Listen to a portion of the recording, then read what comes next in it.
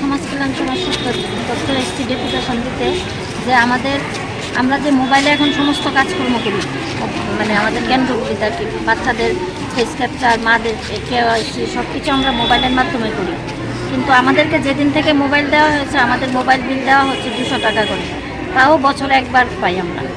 তো সেই হিসাবে আমরা আজকে দপ্তরকে জানাতে এসেছি যে আমাদের মোবাইল রিচার্জ বিল যেন বৃদ্ধি করা হয় এবং প্রতি মাসে সেই মোবাইল রিচার্জের বিলের টাকা দেওয়া হয়, না হলে আমাদের পক্ষে সেই কাজ চালিয়ে নেওয়া অসম্ভব হয়ে পড়ছে। দ্বিতীয় হচ্ছে আমাদের যে SMP চালায় আমাদের সেন্টারগুলিতে, সকালে মর্নিং স্ন্যাক্স, চিরা, ছোলা, সুজি, ডিম প্রত্যেক দিন আমাদের বাচ্চাদের খাওয়াতে হয় এবং THR হিসাবেও আমরা প্রতি মাসে গর্ভবতী মা, প্রসূতি মা তাদের দিয়ে থাকি।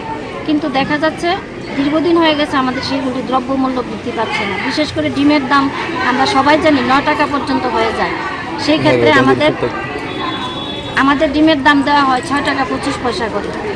অঙ্গনওয়াড়ি দিদিমণিরা সর্বোচ্চ ত্রিপুরাতে বেতন পেয়ে থাকি, আমরা ভাতা পাই প্রায় 11,000 টাকার মতো।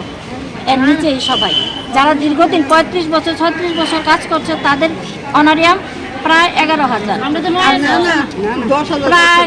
প্রায় যারা অনেক দিন ধরে চাকরি করছে তাদের অনারিয়াম প্রায় 11,000, বাকিরা 8,000, 8,500 এরকম আমরা পাচ্ছি। সেই টাকা দিয়ে আমাদের পক্ষে ঘর তো চালানো অনেক কষ্ট, আমরা সেন্টারই ঠিকমতো পরিচালনা করতে পারছি না। তাই দ্রব্যমূল্য যেন অতি সত্বর বৃদ্ধি করা হয়, সেই জন্য আমরা ডাইরেক্টরের কাছে আজকে ডেপুটেশন দিতে এসেছি এবং আমাদের মোবাইল রিচার্জের বিল বৃদ্ধি করা এবং আমাদের যেসব দিদিমণিরা পেনশনে গেছে অবসরকালীন তারা তো খুব সামান্য টাকা পায়, 750 টাকা এবং 500 টাকা পায়, কিন্তু দেখা যাচ্ছে প্রতি মাসে তারা সেই টাকাটা পাচ্ছে না। কোনো মাসে পাচ্ছে, 6 মাস পরে পাচ্ছে, 1 বছর পরে পাচ্ছে। তারা সারা জীবন অঙ্গনওয়াড়ি কেন্দ্রে কাটিয়ে এখন যদি বাড়িতে বসে 750 টাকাও ঠিক সময় মতো না পায় তাহলে তাদের কি অবস্থা সেটা আমরা সবাই ভাবতে পারছি। যে তাদের সেই দিকে লক্ষ্য রেখে আমরা ডাইরেক্টর মহাশয়ের কাছে আবেদন রেখেছি প্রতি মাসে যেন তাদের যে সাম্মানিক অবসরকালীন ভাতা পায় সেটা যাতে প্রতি মাসে দেওয়া হয়।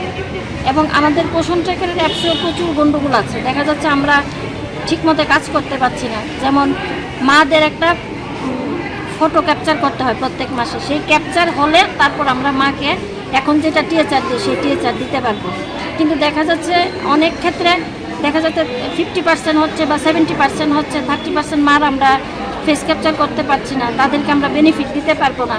সেটা হয়তো গ্রাসরুট লেভেলের প্রবলেম, আমাদের ব্যক্তিগত প্রবলেম না, কিন্তু তাতে কিন্তু আমাদের যে বেনিফিশিয়ারি আছে তাদের প্রতি একটা খুব খারাপ প্রভাব পড়ছে। কারণ দেখা যাচ্ছে আমরা ফেস ক্যাপচার করলে আমরা তাদেরকে THR দিতে পারবো, চাল, ডাল, ডিম, সুজি, ছোলা ফেস ক্যাপচার না। মশলা হাতে নয় চামচে তুলুন। লংতরাই গুঁড়ো মশলার প্রতিটি 250 গ্রাম প্যাকেটের সাথে 1টি চামচ ফ্রি।